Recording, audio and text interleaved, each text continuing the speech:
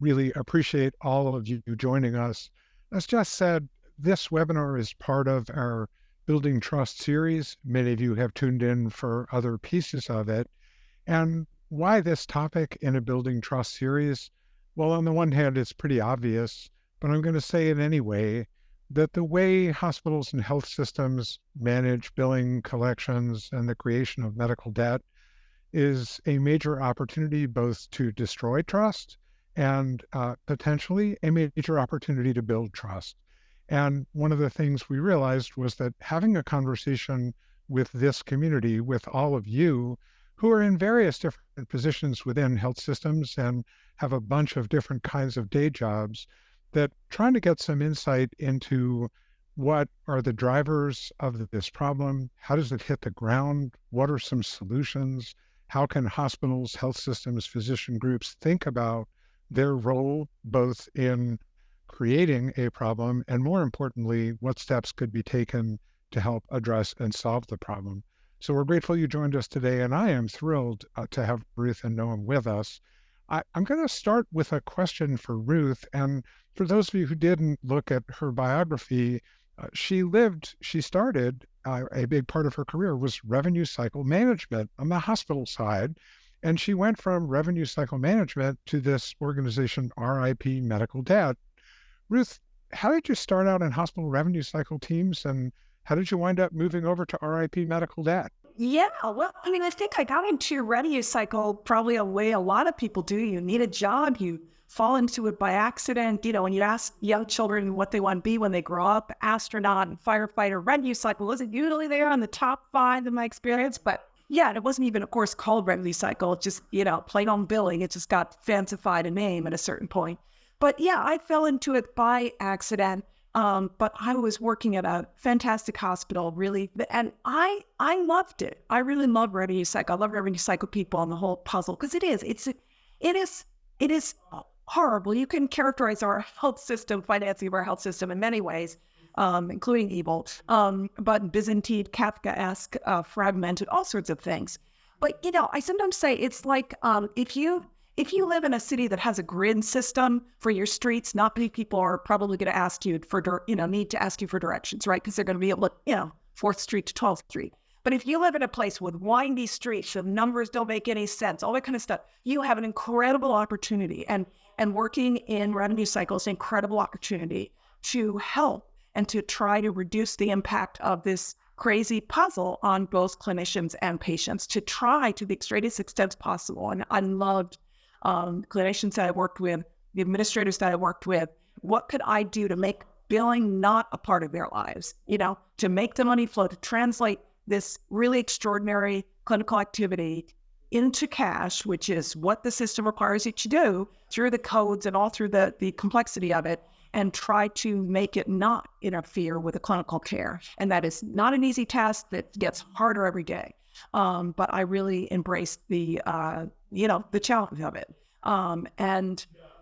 So I was doing that for years and fighting all the new challenges that came along. And then I was called by a recruiter about this amazing, fascinating not-for-profit called RIP Medical Debt, which I hadn't really heard about. Maybe I'd seen a John Oliver segment, but I was really intrigued because essentially RIP is a very unique national not-for-profit that acquires medical debt, meaning on people's unpaid medical bills, in bulk, which is what debt collectors do. They buy it in bulk for very cheaply to try to collect on it, make money. But what RIP does instead is use philanthropic funds to buy those bundles of debt, and for qualifying individuals, that is middle to lower income folks, eliminate the debt. And so that's the marvelous thing. And I was so intrigued. The organization was moving away from just buying debt for what's called the secondary market debt that's been sold, to buying directly from providers, and needed to have somebody who spoke billing, who understood that, right? So, because it's a weird language. And so that's the role that I took, and we've had amazing success in the last 2 years that I've been with the organization, connecting and partnering with providers, and finding ways to access more debt and to talk about what's going on, to find ways to make a difference, which I believe everybody involved in this mess can make a small difference and reduce the harm. Well, That is a wonderful story. And we're going to come back to your role at RIP Medical Debt, but I want to ask you one more question before we turn to Noam. So you mentioned that one of the things you did in your role at RIP Medical Debt is you worked with healthcare providers directly. A lot of people on this webinar are healthcare providers or work directly with healthcare providers. What was what should a healthcare provider, what does it look like when a healthcare provider is working successfully, productively with a revenue cycle management team? What does the revenue cycle management team need from healthcare providers to be successful at doing the kinds of things you were trying to do? Within a healthcare organization, what should Yes. for?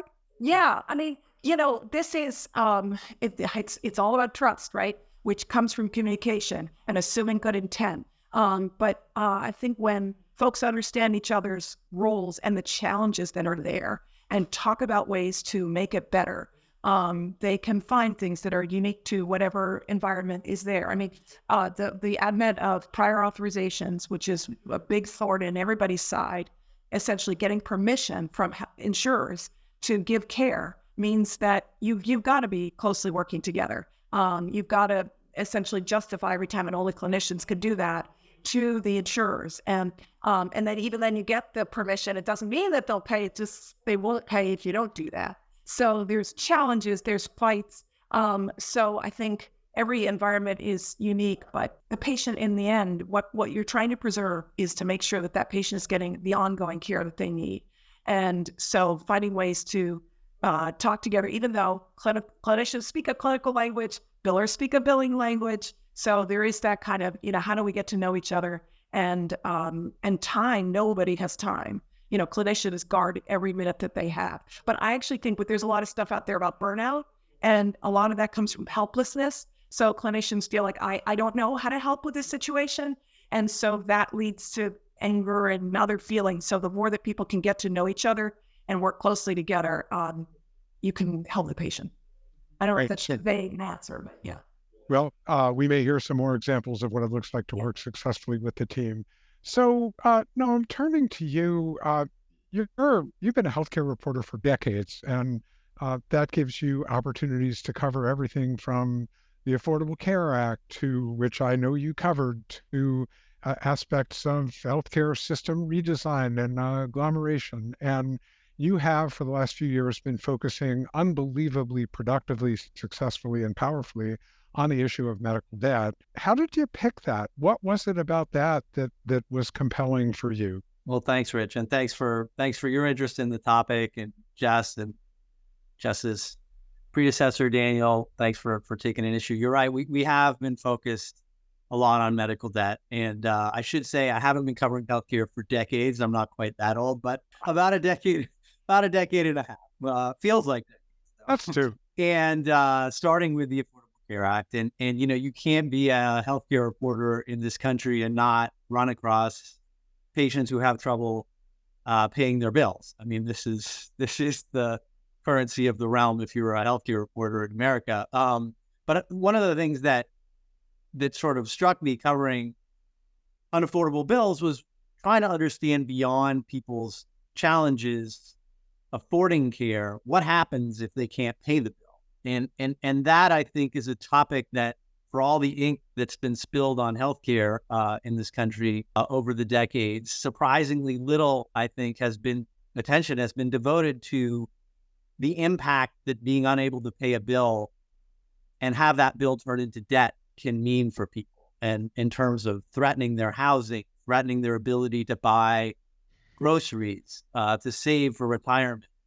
And that all of these downstream effects of going into debt because of healthcare can be profoundly disturbing and unsettling for patients. And we wanted to sort of understand more about what was going on. So that's why you got into it. And can you share stories of things you learned when you talk about it's hard to understand the impact of it?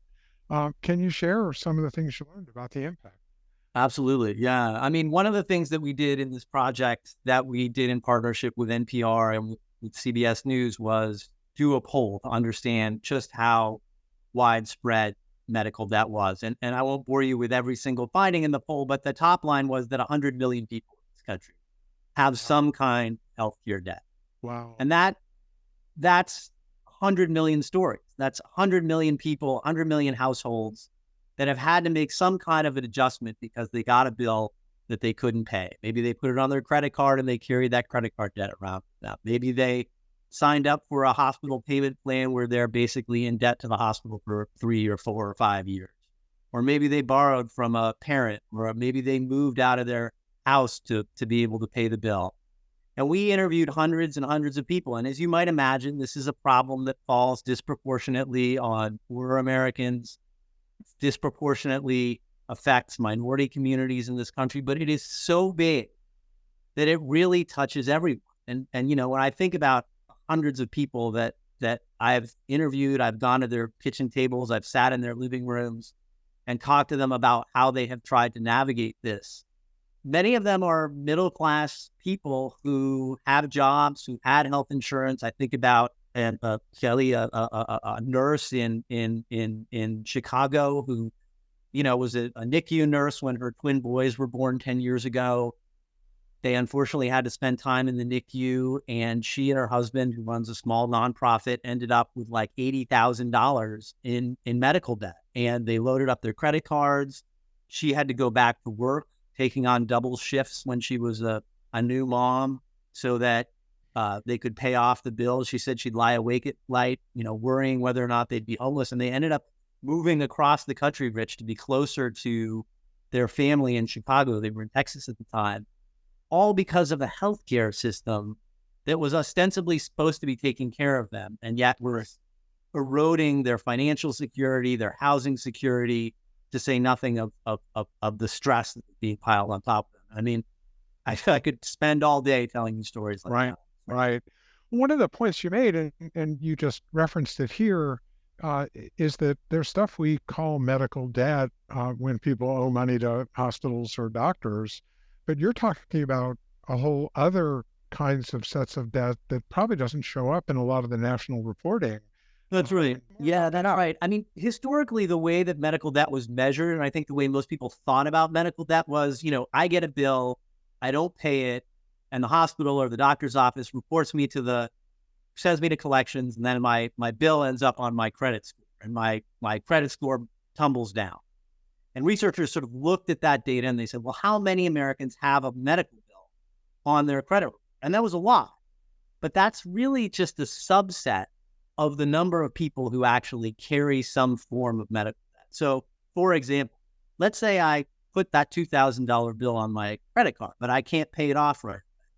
And I carry this balance with me for 6 months or 12 months or 18 months. Well, that's going to be recorded as credit card debt. But in fact, that's really from a medical debt. Or, as I mentioned earlier, people increasingly go on these payment plans. The hospital will say, well, you can't pay us right now. Sign up for this bill and we'll charge you $50 or $100, $200 a month. Well, increasingly, those payment plans also come with interest that's being reaped by sometimes third-party financing companies. And that's a form of debt too. That's not necessarily going to show up on a credit score, but that's like financing your refrigerator, your television, your car. Or maybe I'm going to borrow from a bank or from a payday lender or from my uncle. And once you need to think, I think, about medical debt as what is the totality of borrowing of one form or another that people are forced to do as a result of a bill that they can't pay when it arrives in the mail. And that's how, when you put all that together, you get 100. So, yeah, exactly. Can I add a bit to that? Please do, Ruth. We really talk about it a lot, and we rely on some of those surveys like Noam described, where, you know, it's 4 out of 10 adults, medical or dental debt, because you have to do it right now by survey because of the fact that there's no one place that it all lives. And it's really great, some of the changes that have been happening in terms of credit reporting, but that doesn't encompass all the debt that's out there, nor does it encompass all the harm. So it's important and good, but it is not the whole story. And I also often add that there's all the people with the debt, and then there's all the people who fear debt and therefore are not getting care because they're afraid of it. And that's how pervasive the effect is on the American population. So it's one of the things you talked about was the way in which this explosion of medical debt is the result of a policy choice about insurance design.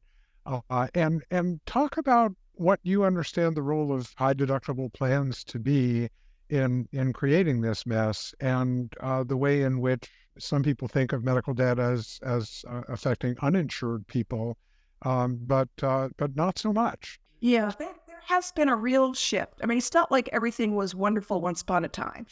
We've had problems. That's probably true of many areas, but particularly in this one. In fact, Dr. Luke Messack just wrote a book about the history of medical billing, a very interesting historical stuff.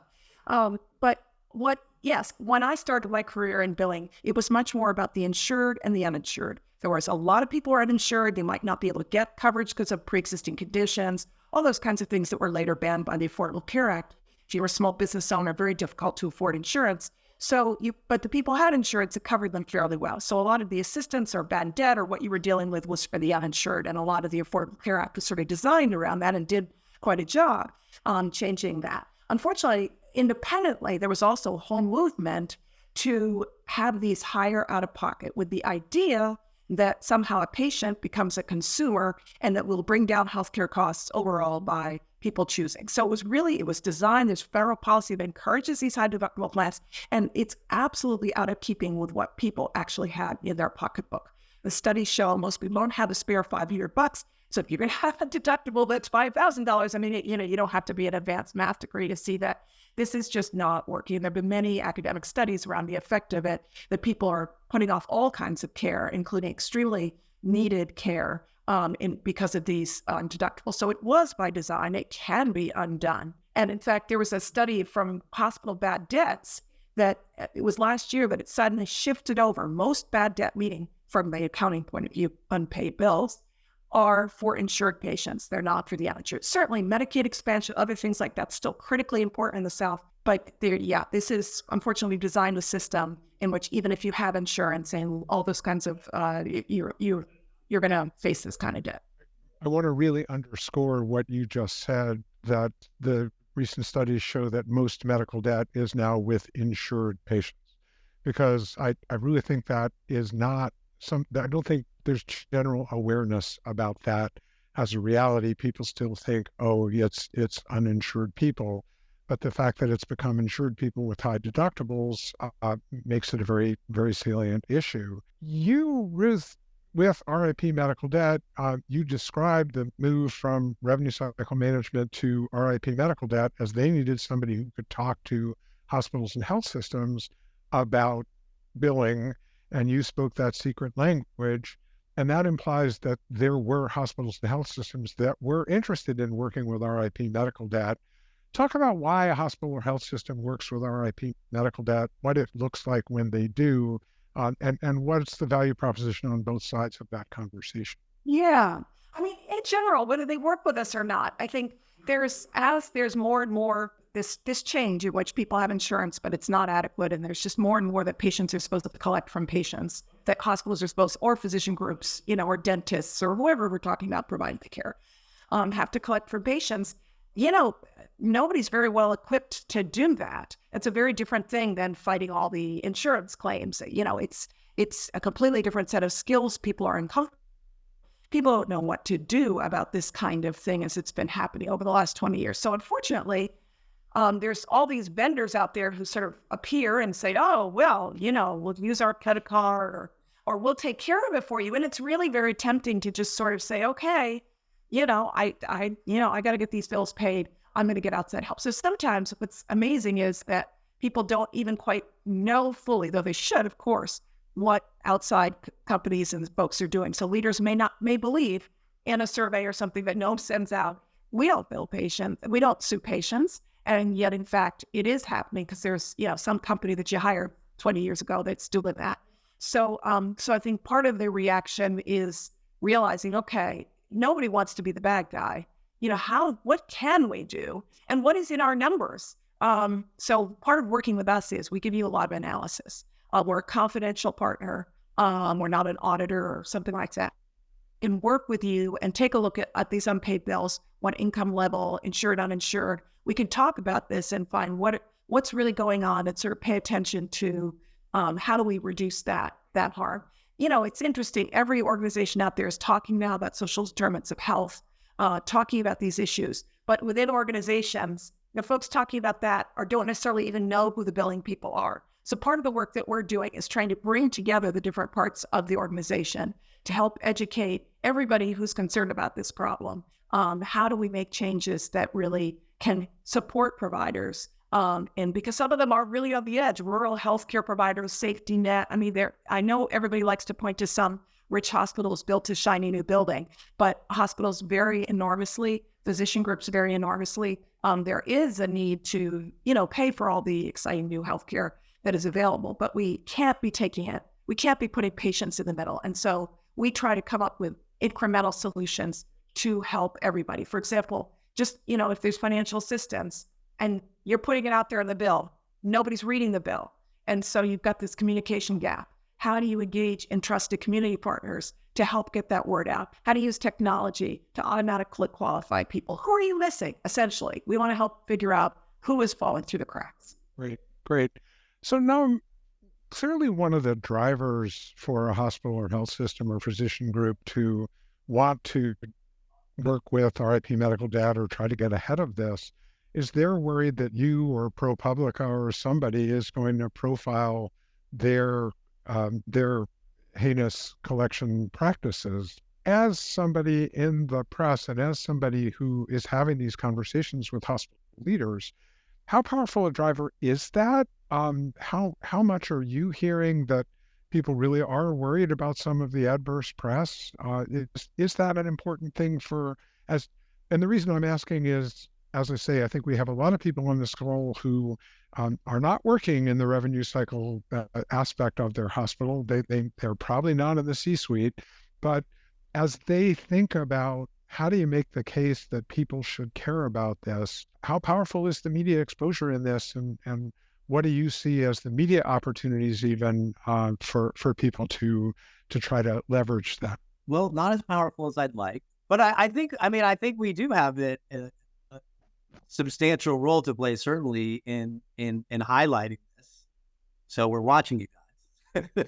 And one of the things that I think is interesting is that there now is a playbook that, unfortunately, I think a certain number of health systems have developed, which is that when the media comes poking around and looking in the court records or wherever else they're looking for what kinds of collection tactics a provider may be engaging in, there is a certain expression of contrition and an attempt to explain the difficult economics of running a hospital. And sometimes behavior changes and then the media moves on, and sometimes that behavior that reappears once the spotlight is elsewhere. I feel that one of the main roles that we play is sort of holding up a mirror to these institutions and sort of asking the question, is it consistent with the mission, for example, of a community institution that doesn't pay taxes to garnish people's wages and put liens on their homes and sell their debt to God knows who somewhere, not RIP medical debt, but someone else who may do God knows what with that patient account. And I can tell you that while there have media exposés at the University of Virginia, Yale New Haven 20 years ago, at Memphis Le Bonheur, do prompt change. There are 5,000 hospitals and tens of thousands of medical providers in this country. And I was just out in a small town in Oklahoma a few months ago where there's barely any scrutiny at all. And that little hospital's been merrily suing its thousands of patients for 30 years. Wow. And I think absent scrutiny, some behavior can develop. I agree that the press stuff is important. I think what there have been several studies in several states that have shown that, in fact, a minority of hospitals sue. And after a big report like that, there are even fewer that do. There was just, I think, something out in North Carolina, Wisconsin, a few different states. So again, a minority sue, that expose.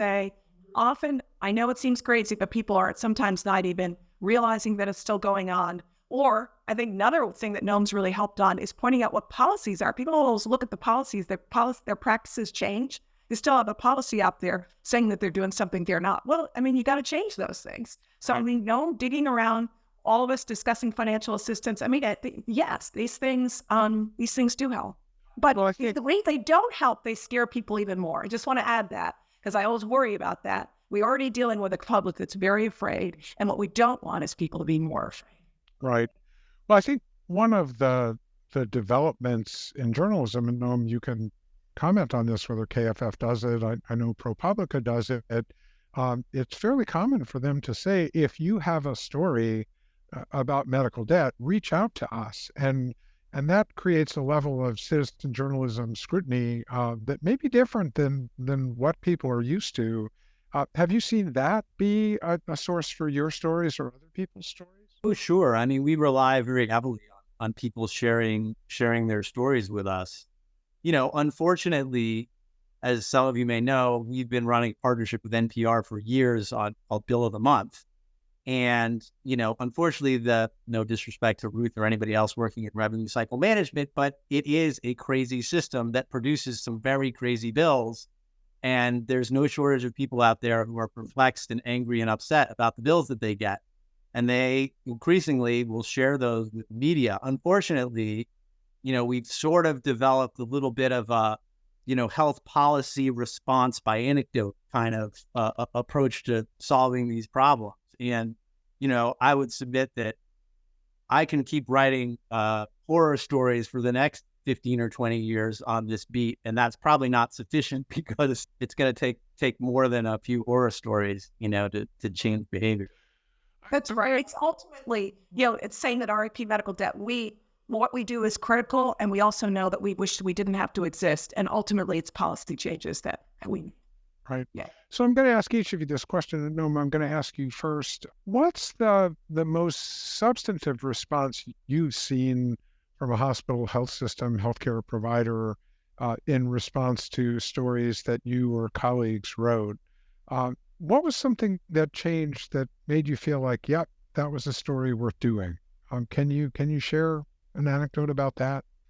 Sure. I mean, before I do, let me say, first of all, that while there have been health systems and medical providers that we've worked with who have changed and looked at what they're doing, I think, as a result of what we have done, the more common response has been one of denial. Really? Which is to say, we're not the ones designing these high deductible plans. And, have you seen what the profits look like for pharma? And, we need to collect. What do we do if we can't collect? And so I think we are fighting against, and again, I don't mean to minimize the challenge of running a hospital. And certainly Ruth is correct. There are a lot of hospitals in this country, notwithstanding the big office towers in Boston, Philadelphia, Los Angeles, that are literally struggling to keep the lights on.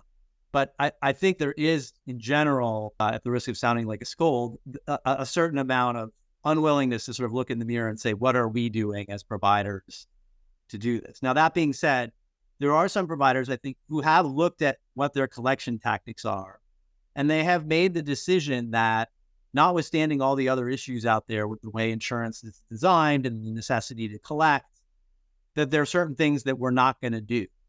We're not going to sue patients, for example. We're not going to deny care to patients who owe us money. We're not going to sell patients debt, and we're not even going to report patients to credit bureaus if they don't pay. And the interesting thing about the experience, and I'm sure Ruth can talk more knowledgeably about this than I can, is that some of those systems, they're not doing necessarily much worse. They've found that there are certain advantages to treating your patients in a more humane way. Mm-hmm. And there are things that can be done that can counterbalance. So Ruth, can you talk about success stories? What do you think best practices on the provider side look like? What should we be encouraging people to think about? Yeah, I think when I speak with, we're talking sort of senior revenue cycle people, and I want to then switch it to more closer to this audience here, yep, to what to do. But is just because this system, you're forced to bill people, the insurance is inadequate, all of those things are true. You've been forced into this bad situation. It doesn't mean you're helpless. And in fact, most hospitals do not sue and do these kinds of things and are horrified that other ones do. But even if you're not suing or reporting to credit agencies, the fact is that people want to pay their bills. And even without, what if, all that stuff went away? It's still a system where people are being asked to pay money that they don't have. And that in itself is a barrier. And I think for clinicians, you may just be, not a senior physician, you may be a nurse practitioner, where you are in your organization, I would encourage you to educate yourself first on what does your physician practice or hospital or whatever entity you're working in do. And, not in an aggressive way, you don't, Dr. Mathmesak went down to the courthouse himself. Like, yeah, come on, you don't have to do that. But just asking some questions, asking your patients, making it normal to say, nobody understands this first, because remember, the complexity is part of what drives the anxiety, right? You feel like, am I stupid? Like, why don't I understand this? And so I think for clinicians of whatever level, if you're dealing with patients, you could say, hey, look, I don't necessarily understand all this stuff, but if you're having problems, if you're concerned, I want to help. So that because my job is to take care of your health. And, if you don't take these prescriptions, if you don't get that MRI, we're going to have some things. So work with me so that you can get some stories, so you can be an advocate, which is what you want to be. Find out from the people who are working on the other side. And it's not going to be one day and one conversation.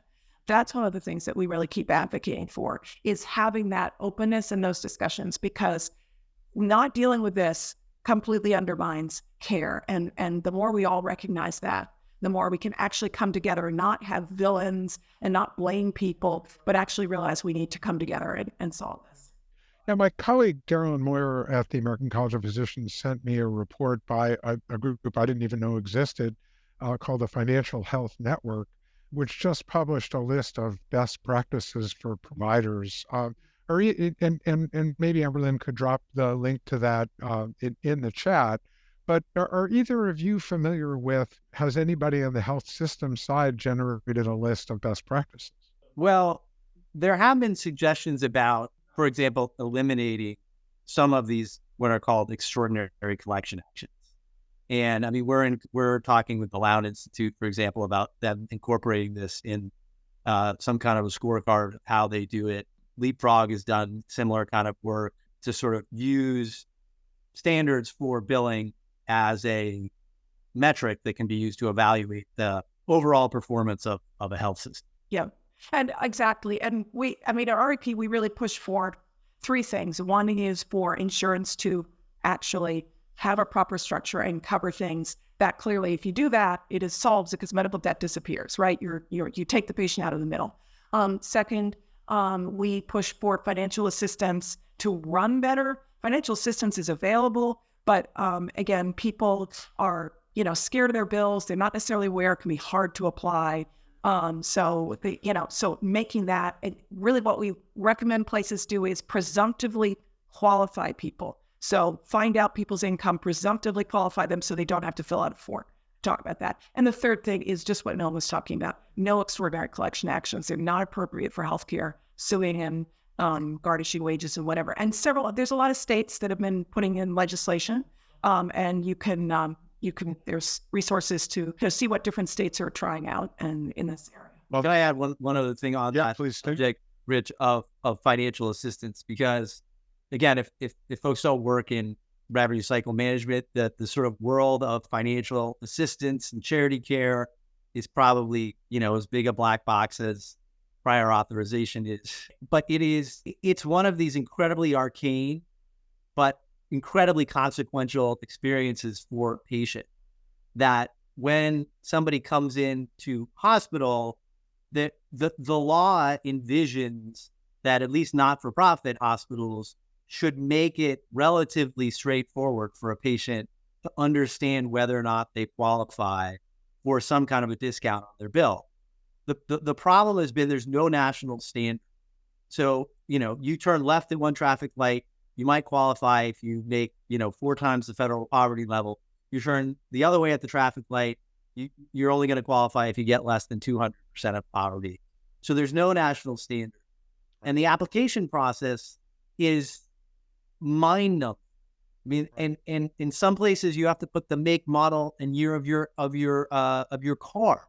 There are a series of hospitals in Colorado I was looking at today where, in order to qualify, the hospital wants to know whether or not you have a GoFundMe account or any other kind of online charity that could be used to factor in whether or not you deserve assistance.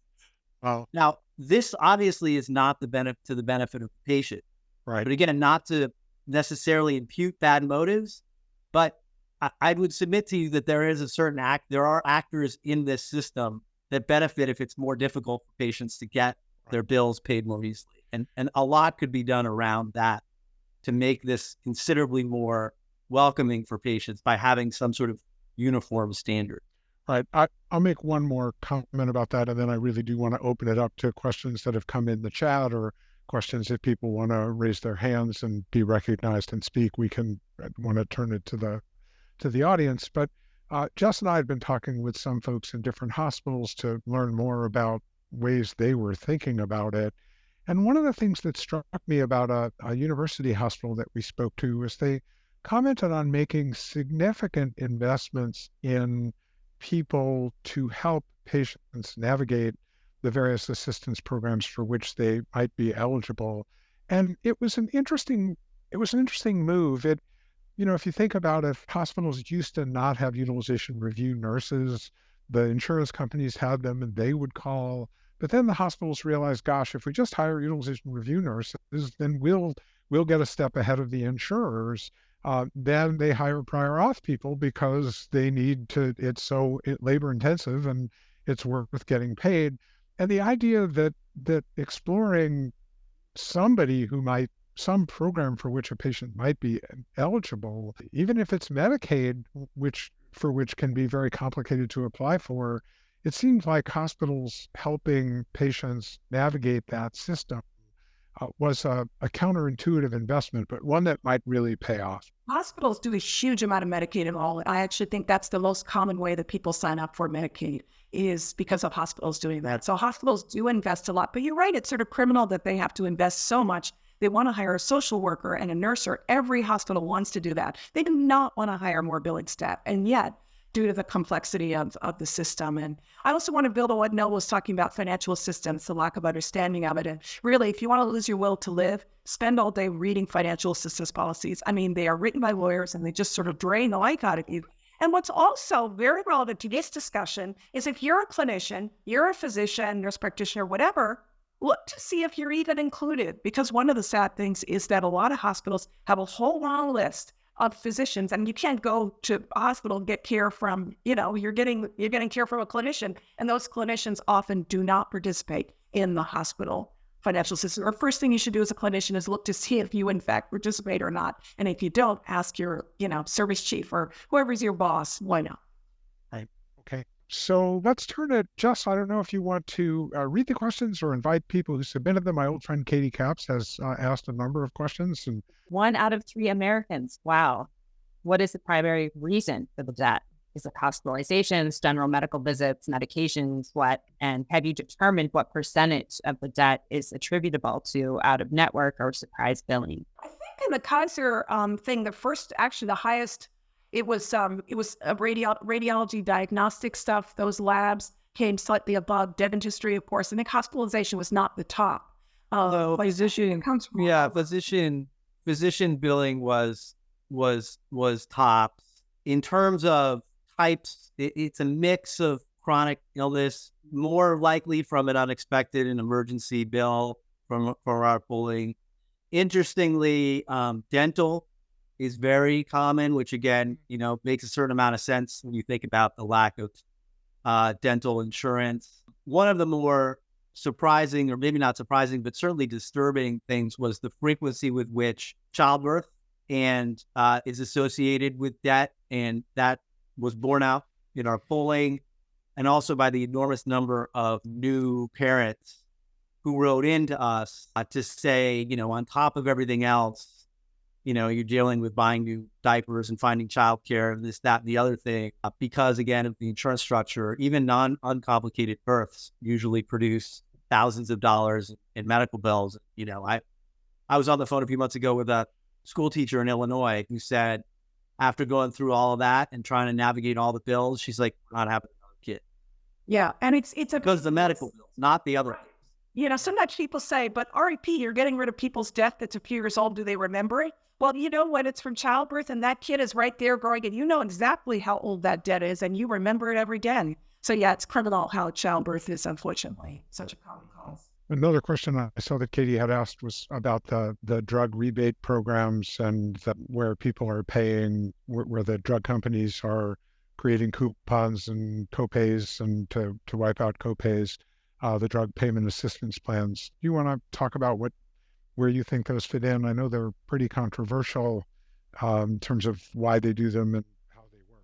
Yeah, the whole world of prescription drugs and rebates and pharmacy benefit managers, I know there's a lot of discussion on it in terms of legislation. I'm not an expert in that area. I do know, working at a cancer hospital, there were a lot of programs were available to a lot of people with specific diseases, and staff in the hospital helping people enroll in them. Because again, to navigate this stuff is so hard. But beyond that, I don't have a lot to say on prescription drugs. Right. Okay. Jessica, other questions? Another question that came up, I'm guessing this is from Roger. I don't know. This was a pre-registration question. Is medical debt relief a patch for a fundamentally flawed healthcare financing scheme and therefore futile? I'm sorry, wait, why would debt relief be futile? Because what? Because our financing writ large is so flawed. You know, I'm one of my crazy midlife crises ideas is to get a tattoo. Anyway, if I got a tattoo, I think it would say and not or. I mean, this is one of the things. It's not just one thing that's going to, solve this, right? Getting rid of people's older debt is incredibly important to those patients. They tell us their stories. You can read their stories on our website. They tell us it's meaningful to them. Does that mean that's all we need to do? That we don't need to also deal with the future of more debt? It's and, not or. We need to do both. Right. Another question Roger asked related to the nonprofit status of hospitals.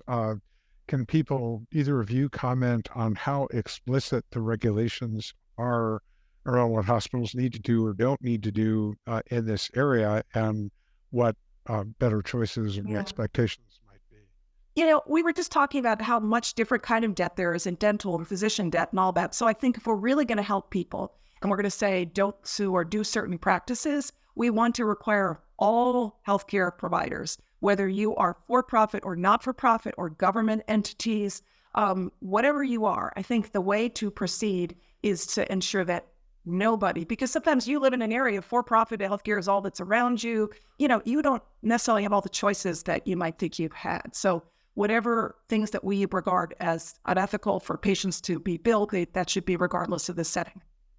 Yeah, I think that's right. I mean, at the moment, like so much of the healthcare system, the rules and regulations around charity care and what can be done to collect from patients it's this patchwork that there's some federal regulations that apply to not-for-profit hospitals only. Ironically, they don't apply to public hospitals, interestingly. And they don't apply, as we've said, to for-profits. Then layered on top of that, you've got some states that are putting some additional restrictions on hospitals. If you're fortunate enough to live in one of those states, maybe you'll do a little bit better. But because so much of this is not standardized across the country, nobody knows to ask for this stuff. Nobody knows to protest if they're subject to some of these kinds of collection activities. And it's just another symptom of how disorganized the whole system is, from my perspective. Right. So we do have a question from Fred Cerise, and then we'll try to figure out how to unmute Harv Heller to ask his question live. But Fred's question, and he's at Parkland, a public hospital. Ruth, you're able to buy this debt for pennies on the dollar. Why do the hospitals sell it as opposed to just write it off? Why don't they just give up on it? They already have often given up on it. That's also an and, not an or. So the key is that we explain that although you may have given up, tried to collect on it, that patient is still sitting there remembering it, and it affects them, their behavior. So it's selling it to us, even though you won't make very much money by selling it to us, by us telling the patient, you don't owe this anymore. It's an enormous relief for them, and they're more likely to, engage. So hospitals recognize that they try to collect, they give up, but you don't get something in the mail that says, we're not trying anymore. It just doesn't happen. Nobody does that. And technically you still owe it, even if somebody's trying to collect it. I mean, technically you do. So that's the innovative idea that we have, and people recognize that it's a big problem. And Fred mentions another dimension that hospitals and health systems might worry about, Does debt forgiveness complicate their relationships with insurers or regulators? No, If because they're it's all after that, right? So nobody's legally allowed to just offer free care. You have to bill the insurance, and then you have to bill the whatever co-insurance or deductible, unless the person has demonstrated financial need. But this is all after that that process has taken place, so it doesn't affect anything with the insurer. okay? All right. Harv Heller, can we unmute Harv? It looks like you are unmuted. That's so powerful. Please ask your question. Well, first, as a lifetime member of the American Dental Association, the problem with dental insurance, and I started practicing in Philadelphia in 1978. I retired due to a medical disability in 1997, but nothing has changed. I know many times I would get on the phone and be talking to the Big Blues, Prudential, or any of the others, advocating for my patients. But the problem is, one, as I put in the chat, dental insurance was never made to be the same as medical insurance, which patients do not understand to this day. 2023. And they didn't understand it back in 78 after I came out of the military and went into private practice in Philadelphia. So my patients used to ask me for help. Could you look at my policies? I'm ready for a renewal next year. What's best for me? And I would help them. But does anybody have time to do that these days? Does anybody want to spend the time to help their patients? I ask. And, I want to say I was on RIP website. I think they're doing a wonderful job in helping people. Tremendous. And just two short stories. I went to ask the person in charge of our local hospital about medical billing. She said to me, Harvey, everything's negotiable, no matter what, across the board, any fees. I said, oh, you're the first person that ever told me that. And I was asking her for a family member that was being charged in another state to try to help my family member. I also recently myself personally, as I put in more transparency in the fact of a facility charge, a billing, I was getting treatment in Philadelphia. The billing department was located in New York City. I called the billing department in New York City. The woman said to me, well, that $5,998 from your 20-minute dermatology appointment was a facility charge. I said, you don't understand facility charges then, do you? She said, well, maybe you better call the hospital. I did and spoke to the head of billing. She said, what did you say? 5,998 for a 20-minute appointment? Right. So end of story. Yeah. It became a zero without RIP's help. Good work. Thanks, Harv, for asking a question. Yeah, I mean, I think that one of the things that I would certainly invite listeners to think about, we, all of us involved in the delivery of care, love to hate insurance companies because they're the ones who say no. But one of the things they are doing is negotiating rates with providers. And one of the reasons why there's medical debt for uninsured people is they don't have access to those negotiated rates. And I think we have a role in this, that the fees that are happening, we are involved in that. And Ruth, I loved your counsel to people of ask even what the policies are in your institution. How do we handle this? At the very least, it puts people on notice that providers care, that providers are interested. When the debts are being pursued, they're being pursued in the names of the people who delivered the services, and so we're all implicated in the practices that our institutions use. We may not choose them, we may not be able to change them, but learning what they are and trying to raise that internally, I think, is an important thing.